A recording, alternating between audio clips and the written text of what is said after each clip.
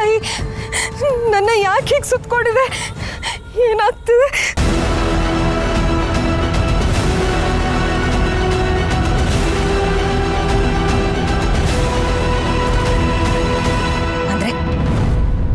ಅಂದ್ರೆ ಇಷ್ಟು ದಿನ ನನ್ನ ಉದ್ದೇಶಕ್ಕೆ ಅಡ್ಡಿಯಾಗಿದ್ದು ಅಂಬಿಕಾನ? ನಾನು ಅಂದ್ಕೊಂಡಾಗೆ ಅವಳು ಶಕ್ತಿಹೀನಳಾಗಿಲ್ಲ. ಯಾವಾಗಿಂದ ಇದೆಲ್ಲ ನಡೀತಾ ಇದೆ? ನನಗೆ ನಂಬೋದಕ್ಕೆ ಆಗ್ತಾ ಇಲ್ಲ. ಇದೆಲ್ಲ ಹೇಗೆ ಸಾಧ್ಯ?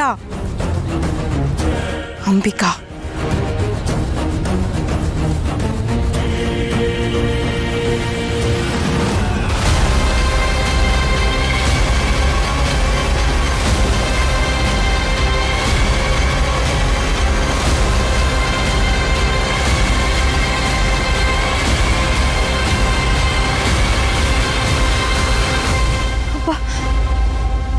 ನಾನು ಮತ್ತೆ ಬಂದಿ ಆದ್ನೇನೋ ಅಂತ ಹೆದರು ಬಿಟ್ಟಿದೆ. ಸದ್ಯ ಬಿಡ್ತಲ್ಲ. ಛೇ, ಹೀಗಾಗ್ಬಾರ್ದಾಗಿತ್ತು. ಎಲ್ಲ ನನ್ನ ಕೈ ಮೀರ್ತಾ ಇದೆ. ನಾನಿನ್ ಸುಮ್ಮನಿರಬಾರ್ದು. ಏನಾದರೂ ಮಾಡಲೇಬೇಕು.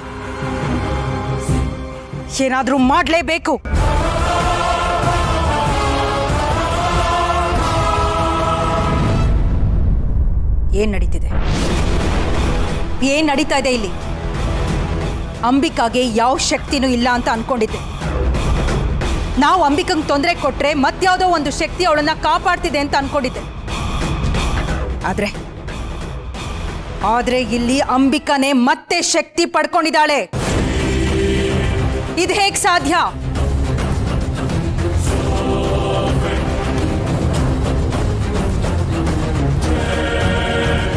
ಬಹುಶಃ ಇದೇ ಕಾರಣ ಅನಿಸುತ್ತೆ. ನಾವು ಬಂಧಿಸಿದ ಶಕ್ತಿ ತನ್ನ ಬಂಧನದಿಂದ ಬಿಡುಗಡೆ ಪಡ್ಕೊಂಡಿದೆ. ಅವತ್ತು ರಕ್ತಚಂದ್ರ ರಾತ್ರಿ ದಿನಾನೇ ಹೀಗಾಗಿದೆ. ಇಲ್ಲ, ಹೀಗಾಗಬಾರ್ದು. ನಾವು ಬಂಧಿಸಿರೋ ಶಕ್ತಿಗೆ ಬಿಡುಗಡೆ ಸಿಕ್ಕಿದೆ ಅಂದ್ರೆ ಅಂಬಿಕಾ ಮತ್ತಷ್ಟು ಬಲಿಷ್ಠ ಆಗ್ತಿದ್ದಾಳೆ ಅಂತ ಅರ್ಥ. ಈ ದಾರಾನ ಮತ್ತೆ ಕಟ್ಟಬೇಕು. ಆದ್ರೆ ಗೊತ್ತು ನನಗೆ. ಈ ದಾರಾನ ವರ್ಷಕ್ಕೆ ಒಂದೇ ಸಲ, ಅದರಲ್ಲೂ ಒಂದು ನಿರ್ದಿಷ್ಟ ದಿನ ಮಾತ್ರ ಕಟ್ಟೋಕ್ಕಾಗೋದು. ಇಷ್ಟೆಲ್ಲ ಗೊತ್ತಿದ್ದು ತಪ್ಪ್ಯಾಕಾಯ್ತು? ಅಂಬಿಕಾ ಶಕ್ತಿ ಬಲಿಷ್ಠ ಆದಷ್ಟು ನಮಗೆ ಸಮಸ್ಯೆ ಅಲ್ವಾ? ಹಾಗಾಗಲ್ಲ. ಅವಳ ಶಕ್ತಿ ದುರ್ಬಲ ಆಗೋದಕ್ಕೆ ನಮ್ಮ ಹತ್ರ ಒಂದು ದಾರಿ ಇದೆ. ಅವಳಿಗೆ ಸಂಬಂಧಪಟ್ಟ ಲೌಕಿಕವಾದ ಎಲ್ಲ ವಸ್ತುಗಳನ್ನು ನಾಶ ಮಾಡೋದು. ಹೌದು, ಆದರೆ ಅದು ಅಷ್ಟು ಸುಲಭ ಅಲ್ಲ. ಅಂಬಿಕಾಗೆ ಸಂಬಂಧಪಟ್ಟ ವಸ್ತುಗಳಲ್ಲಿ ಅಂಬಿಕಾ ಇನ್ನೂ ಜೀವಿಸ್ತಾಳೆ ಅನ್ನೋ ಭಾವನೆಯಲ್ಲಿದ್ದಾರೆ ಮನೆಯವರೆಲ್ಲ. ಆದರೆ ಈ ದಾರ ಕಟ್ಟೋದಕ್ಕೆ ಮತ್ತೆ ಮುಹೂರ್ತ ಬರೋವರೆಗೂ ನಮ್ಮ ಹತ್ರ ಬೇರೆ ದಾರಿ ಇಲ್ಲ. ಅಂಬಿಕಾ ಶಕ್ತಿ ವೃದ್ಧಿ ಆಗೋದ್ರೊಳಗೆ ನಾವಿದನ್ನೆಲ್ಲ ಮಾಡಲೇಬೇಕು. ಸರಿ, ಮನೆಯಲ್ಲಿ ಅವಳಿಗೆ ಸಂಬಂಧಪಟ್ಟಿರುವಂಥ ಯಾವ ವಸ್ತುಗಳು ಇರಬಾರ್ದು. ಹಾಗೆ ಅದನ್ನೆಲ್ಲ ನಾಶ ಮಾಡಿಬಿಡಿ. ಅವಳು ಸಾಯೋಕ್ಕಿಂತ ಮೊದಲು ಎಲ್ಲಿ ವಾಸವಾಗಿದ್ಲೋ ಅಲ್ಲಿ ಅವಳಿಗೆ ಸಂಬಂಧಪಟ್ಟಿರುವಂಥ ಯಾವ ಕುರುಹುಗಳು ಇರಬಾರದು. ಅಪಾಯ ಹೆಚ್ಚಿರೋದು ಮನೆಯಲ್ಲೇನೆ. ಮುಂದೇನು ಮಾಡೋದು ಅಂತ ನಾನು ಯೋಚನೆ ಮಾಡ್ತೀನಿ. ನೀವು ಮಾರ್ಗದರ್ಶನ ಮಾಡಿ. ಸರಿ, ಆದಷ್ಟು ಬೇಗ ಆಗಲಿ.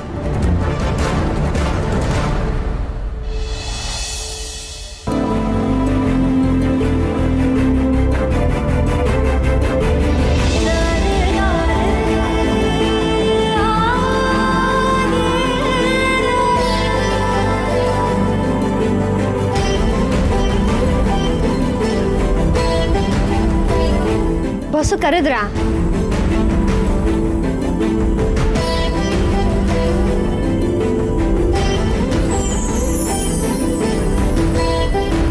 ಬಸ್ಸು ಕೇಳೇನಿಲ್ಲ ತಾನೆ? ಅಬ್ಬ ಬಚಾವಾದೆ. ನಾನು ಹೇಳೋದನ್ನ ಸ್ವಲ್ಪ ಕೇಳಿಸ್ಕೊ.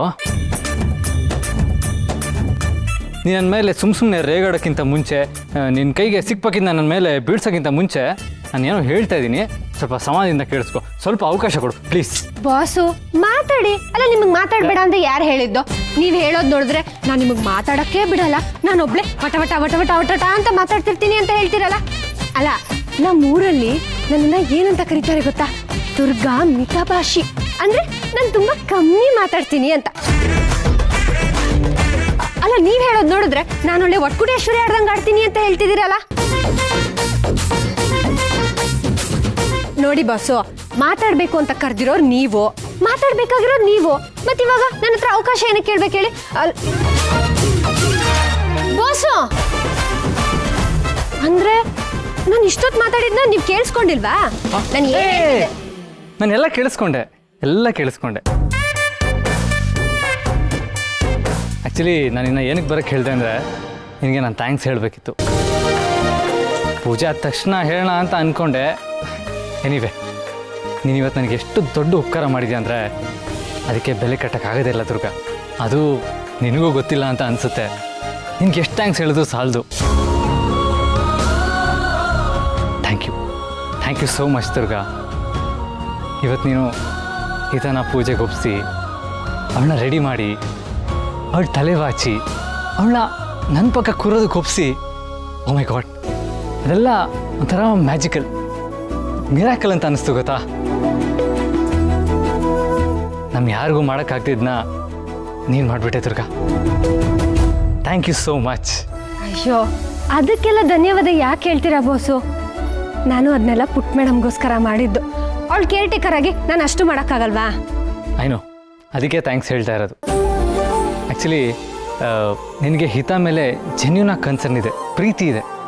ಅದಕ್ಕೆ ನೀನು ಅವಳಿಗೋಸ್ಕರ ಇಷ್ಟೆಲ್ಲ ಮಾಡ್ತಾ ಇರೋದು. ನಾನು ಕೂಡ ನಿನಗೆ ಅದಕ್ಕೆ ಥ್ಯಾಂಕ್ಸ್ ಹೇಳ್ತಾ ಇರೋದು. ಹಬ್ಬ, ಅಪರೂಪಕ್ಕೆ ಇಬ್ರು ಸಮಾಧಾನದಲ್ಲಿ ಮಾತಾಡ್ತಿದ್ದಾರೆ. ಇಲ್ಲ ಅಂದ್ರೆ ಇಷ್ಟೊತ್ತಿಗೆ ಕತ್ತಿ ಚೂರಿ ಹಿಡ್ಕೊಂಡು ಯುದ್ಧನೇ ಶುರು ಮಾಡಿರೋರು. ಅದು ಸರಿ, ನಿನಗೆ ಹಿತಾಗಿ ಏನು ಬೇಕು, ಅವಳಿಗೆ ಹೇಗೆ ಸಮಾಧಾನ ಮಾಡಬೇಕು ಅಂತೆಲ್ಲ ಹೇಗೆ ಗೊತ್ತು? ಅದು ನನಗೆ ದೇವಿಯವ್ರು ಹೇಳ್ಕೊಡ್ತಾರೆ.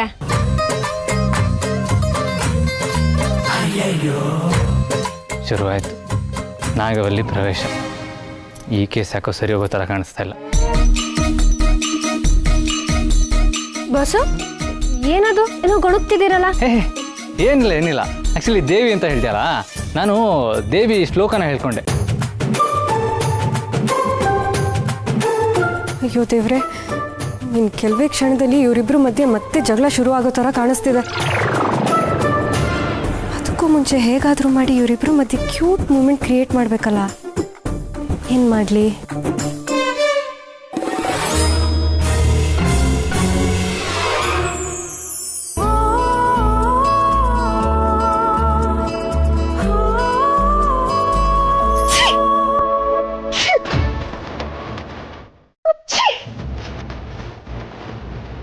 ಏಯ್, ಏನಾಯ್ತು? ಯಾಕೆ ಹಿಂಗೆ ತಿಂತಾ ಇದೆಯಾ? ಬಾಸು, ನನಗೆ ಗುಲಾಬಿ ಹೂ ಪರಿಮಳ ಅಂದರೆ ಆಗಲ್ಲ.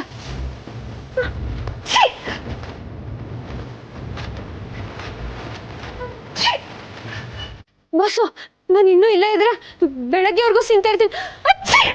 ಬಾಸು, ನಾನು ಬರ್ತೀನಿ.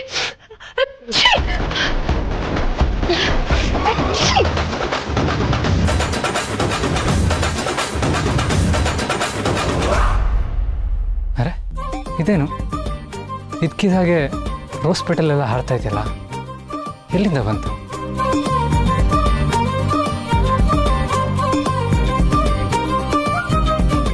ದೇವ್ರೆ, ಪ್ರತಿ ಸಲ ಇವರಿಬ್ರನ್ನ ಒಂದ್ ಮಾಡೋದಕ್ಕೆ ಅಂತ ಹೋದಾಗಲ್ಲ ಅದು ಎಡ್ವಟ್ಟೆ ಆಗತ್ತಲ್ಲ, ಯಾಕೆ?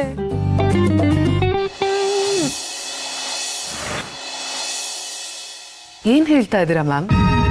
ಎಸ್ ಮಾಯಾ, ನಾ ಹೇಳಿದಷ್ಟನ್ನು ಮಾಡು. ನೀನು ಈ ಕೂಡಲೇ ಹೋಗಿ ಶರತ್ ಹತ್ರ ಅಂಬಿಕನಿಗೆ ಸಂಬಂಧಪಟ್ಟ ವಸ್ತುಗಳನ್ನೆಲ್ಲ ಮನೆಯಿಂದ ಆಚೆ ಹಾಕೋದಕ್ಕೆ ಹೇಳು. ಮ್ಯಾಮ್, ನಿನ್ನ ಒಳ್ಳೇದಕ್ಕೆ ಹೇಳ್ತಾ ಇರೋದು ಮಾಯಾ. ಅಲ್ಲದೆ ನಮ್ಮ ಹಿತಪುಟ್ಟನೂ ಬದಲಾಗಬೇಕು, ಅದು ನನಗೆ ಬಹಳ ಮುಖ್ಯ. ಎಷ್ಟು ದಿನ ಅಂತ ಅಂಬಿಕನ್ ನೆನಪಲ್ಲೇ ಇರೋದಕ್ಕಾಗತ್ತೆ ಹೇಳು? ಎಲ್ಲರೂ ಅದರಿಂದ ಹೊರಗೆ ಬರಲೇಬೇಕಲ್ವಾ?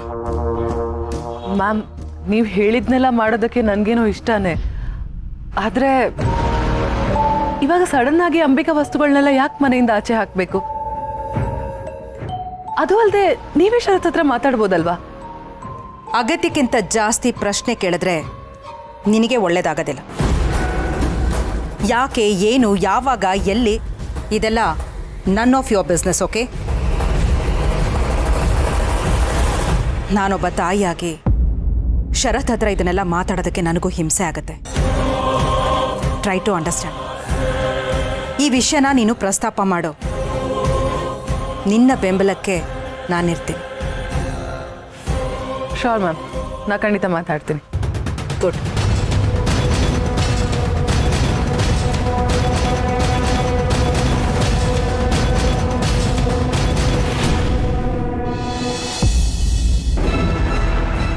ಏನು ಮಾಡ್ತಾ ಇದ್ದೀರಾ? ಏನಕ್ಕೆ ಅದನ್ನು ತೆಗಿತಾ ಇದ್ದೀರಾ? ಹಾಗೆ ಇಲ್ಲಿ ವಾಪಸ್ಸು. ಯಾರು ನಿಮಗೆ ಇದನ್ನೆಲ್ಲ ಮುಟ್ಟಕ್ಕೆ ಹೇಳಿದ್ದು? ಶರತ್, ಪ್ಲೀಸ್ ಕೋಪ ಮಾಡ್ಕೋಬೇಡಿ.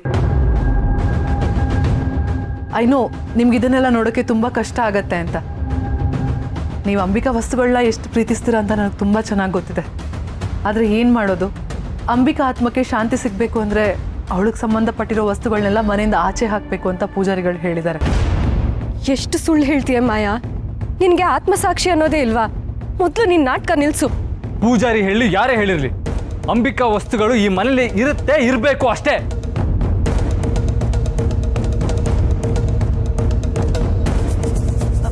ಅಲ್ಲ ಶರತ್, ಸ್ಟಾಪ್ ಇಟ್ ಮಾಯಾ.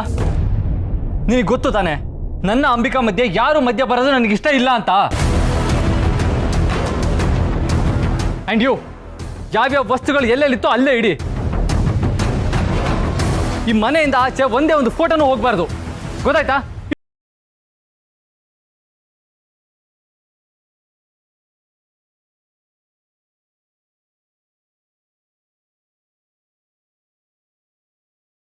ಅದ್ರ ಲಿಮಿಟ್ ಮೀರಬಾರ್ದು. ಅಂಬಿಕಾ ವಸ್ತುಗಳು ಯಾವುದು ಈ ಮನೆಯಿಂದ ಆಚೆ ಹೋಗಲ್ಲ. Do you get that? Yes Sharath, I can understand. Sharath ಹೀಗೆ ಮಾಯಾ ಮೇಲೆ ರೇಗಾಡೋದನ್ನ ಕೇಳ್ತಾ ಇದ್ರೆ ನನಗೆ ಒಂಥರ ಸಮಾಧಾನ ಅನ್ನಿಸ್ತಿದೆ. ಇವಳನ್ನ ಅಂಕೆಯಲ್ಲಿ ಇಡಬೇಕು ಅಂದರೆ ಶರತ್ ಅವಾಗ ಕೋಪ ಮಾಡ್ಕೋತಾ ಇರಬೇಕು.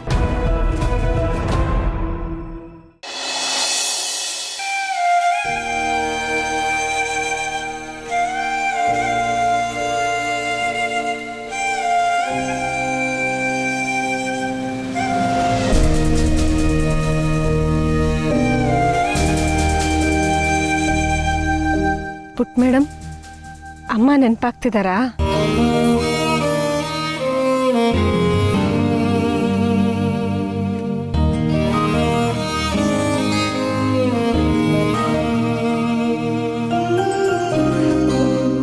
ನಮ್ಮಮ್ಮ ಎಲ್ಲಿ ಅಂತ ಕೇಳ್ತಿದ್ಯಾ? ನಿಮ್ಮಮ್ಮ ಎಲ್ಲಿದ್ದಾರೋ ನಮ್ಮಮ್ಮನೂ ಅಲ್ಲೇ ಇದ್ದಾರೆ. ಆದರೆ ನಮ್ಮಮ್ಮ ನನ್ನನ್ನು ಬಿಟ್ಟು ಹೋಗಿ ತುಂಬಾನೇ ವರ್ಷಗಳಾಗೋಯ್ತು. ನಮ್ಮಮ್ಮ ಹೋದ್ಮೇಲೆ ನನಗೆ ನಮ್ಮ ಅಕ್ಕನೇ ಅಮ್ಮ ಆಗಿದ್ಲು ಗೊತ್ತಾ? ಆಮೇಲೆ ಸ್ವಲ್ಪ ದಿನಗಳಲ್ಲೇ ಅವಳು ಕಳೆದೋದ್ಲು. ನಾನು ಯಾರ್ಯಾರು ತುಂಬಾ ಇಷ್ಟಪಡ್ತೀನೋ ಅವರೆಲ್ಲರೂ ನನ್ನಿಂದ ದೂರ ಆಗ್ತಾರೆ ಅನ್ಸುತ್ತೆ.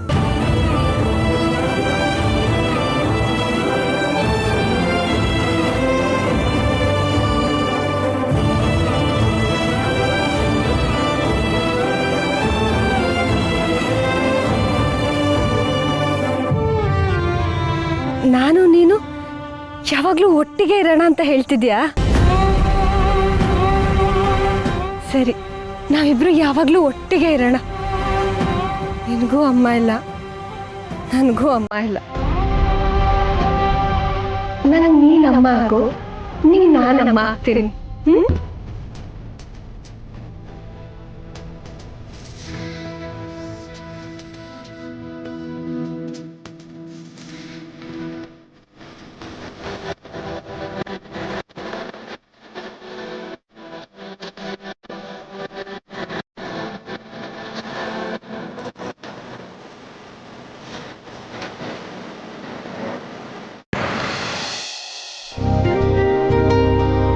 S doctor.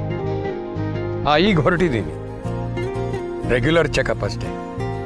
ಹಾಂ, ಇನ್ನೊಂದು ಅರ್ಧ ಗಂಟೆಯಲ್ಲಿ ಅಲ್ಲಿರ್ತೀನಿ. Okay doctor.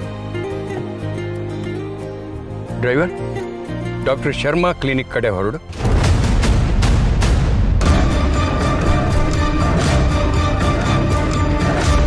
ಏನಾಯ್ತಪ್ಪ? ಯಾರೋ ಹುಚ್ಚ ಸರ್ ಕಾರಿಗೆ ಅಡ್ಡ ಬಂದ್ಬಿಟ್ಟ. ಭಯ, ಅಪಘಾತ, ಅಪಘಾತ, ಅಪಘಾತ. ಏಯ್ ಹೋಗೋ ಆಚೆ, ಸುಮ್ಮನೆ ಬೆಳಿಗ್ಗೆ ಬೆಳಿಗ್ಗೆ ಬಂದ್ಬಿಡ್ತೀರ. ರಸ್ತೆ ಅಪಘಾತ, ಭೀಕರ ಅಪಘಾತ. ಏ ಹೋಗೋ ಆಚೆ. ಭಯ, ಮುಂದೆ ರಸ್ತೆ, ರಸ್ತೆ ಅಪಘಾತ, ಭೀಕರ ಅಪಘಾತ. ಕಾಯ್ಬೇಕು, ಕಾಯ್ಬೇಕು. 2 ನಿಮಿಷ, 2 ನಿಮಿಷ. ನಿಲ್ಸಿ, ಎಚ್ಚರ.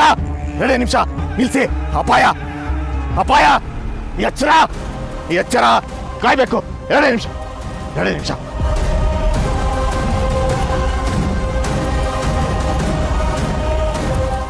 ಇರಪ್ಪ, ಅವನೇನೋ ಹೇಳಕ್ ಪ್ರಯತ್ನ ಪಡ್ತಾ ಇದ್ದಾನೆ.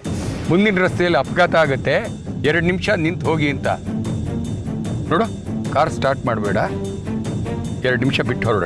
ಸರ್, ಆ ಹುಚ್ಚನ ಮಾತು ಕೇಳ್ಕೊಂಡಿದ್ರೆ ಹಾಸ್ಪಿಟಲ್ ಲೇಟ್ ಆಗುತ್ತೆ ಸರ್. ನಾನು ಹೇಳ್ತಾ ಇದ್ದೀನಲ್ಲ, 2 ನಿಮಿಷ ವೆಯ್ಟ್ ಮಾಡಿದರೆ ಏನು ಕಳ್ಕೊಳ್ಳಲ್ಲ.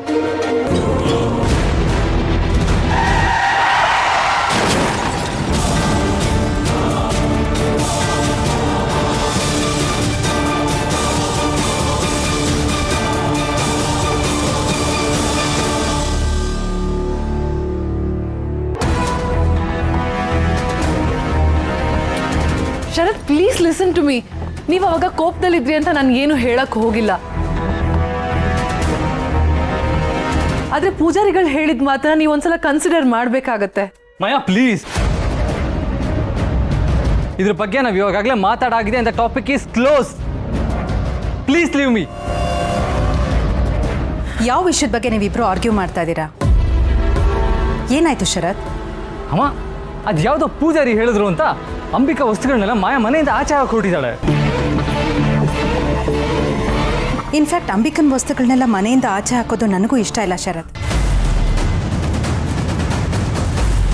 ನೀನು ಹೇಳ್ತಾ ಇರೋದನ್ನು ಕೇಳಿದ್ರೆ ನನಗೂ ಕೋಪ ಬರ್ತಿದೆ. ಆದರೆ ಇನ್ನೊಂದು ರೀತಿಲಿ ಯೋಚನೆ ಮಾಡಿದ್ರೆ ಮಾಯಾ ಹೇಳ್ತಾ ಇರೋದು ಸರಿಯಾಗೇ ಇದೆ ಅಲ್ವಪ್ಪ? ಶರತ್, ಮಾಯಾ ಇಷ್ಟೆಲ್ಲ ಮಾಡ್ತಾ ಇರೋದು ನಿನ್ನ ಮಗಳು ಹಿತಾಗೋಸ್ಕರನಪ್ಪ. ಈಗ ನನ್ನ ವಿಷಯನೇ ತಗೋ. ನಾನು ನಿಮ್ಮ ತಂದೆನೇ ಮದುವೆ ಆಗಿ ಈ ಮನೆಗೆ ಬಂದಾಗ ನೀನು ತುಂಬ ಪುಟ್ಟು ಹುಡುಗ. ನಿನಗೆ ನಿನ್ನ ಹೆತ್ತಮ್ಮನ ಬಗ್ಗೆ ಏನೂ ಜ್ಞಾಪಕ ಇರಲಿಲ್ಲ. ನೀನು ನನ್ನನ್ನೇ ಅಮ್ಮ ಅಂತ ಅಂದ್ಕೊಂಡು ನಿನ್ನ ಹೆತ್ತಮ್ಮನಿಗೆ ತೋರಿಸೋಷ್ಟು ಪ್ರೀತಿನೇ ನನಗೆ ತೋರಿಸ್ತಾ ಇದೆಯಾ. ಆದರೆ ನಮ್ಮ ಹಿತ ವಿಚಾರದಲ್ಲಿ ಹಾಗಾಗಲ್ಲಪ್ಪ. ಹಿತ ತನ್ನ ಅಮ್ಮನ ಬಗ್ಗೆ ಪ್ರತಿಯೊಂದು ವಿಷಯನೂ ನೆನಪಿನಲ್ಲಿಟ್ಕೊಂಡಿದ್ದಾಳೆ. ಅಂಬಿಕನ್ ಜೊತೆ ಕಳೆದ ಪ್ರತಿಯೊಂದು ಕ್ಷಣನೂ ಜ್ಞಾಪಕದಲ್ಲಿ ಇಟ್ಕೊಂಡಿದ್ದಾಳೆ.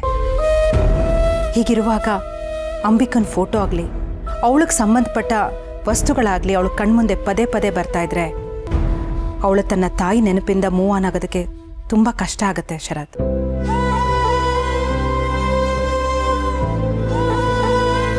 ಪ್ರತಿದಿನ ನಮ್ಮ ಹಿತ ಸಂಕಟ ಪಡ್ತಿರ್ತಾಳೆ. ಅಂಬಿಕನ್ ನೆನಪಿಂದ ನೀನು ಮೂವ್ ಆನ್ ಆಗೋದು ನನಗೆ ಕಷ್ಟ ಅಂತ ಗೊತ್ತು. ಆದರೆ ನಿನ್ನ ಮಗಳು ಹೀಗೆ ಸಂಕಟ ಪಡ್ತಿರೋದನ್ನ ನಿನ್ನಿಂದ ನೋಡ್ಕೊಂಡಿರೋಕ್ಕಾಗತ್ತಪ್ಪ?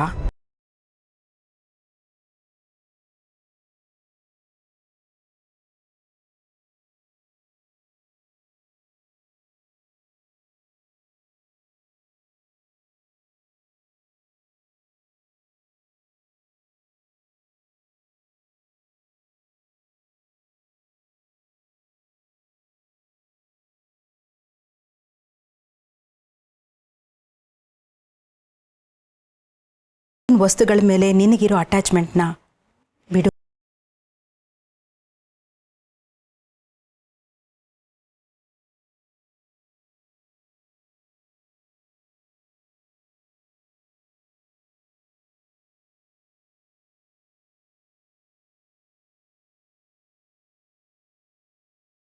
ಸೇರಿ ನನ್ನ ನೆನಪನ್ನು ಅಳಿಸಾಕ್ಬಿಡ್ತಾರೆ ಅಂತ ಅನಿಸ್ತಿದೆ.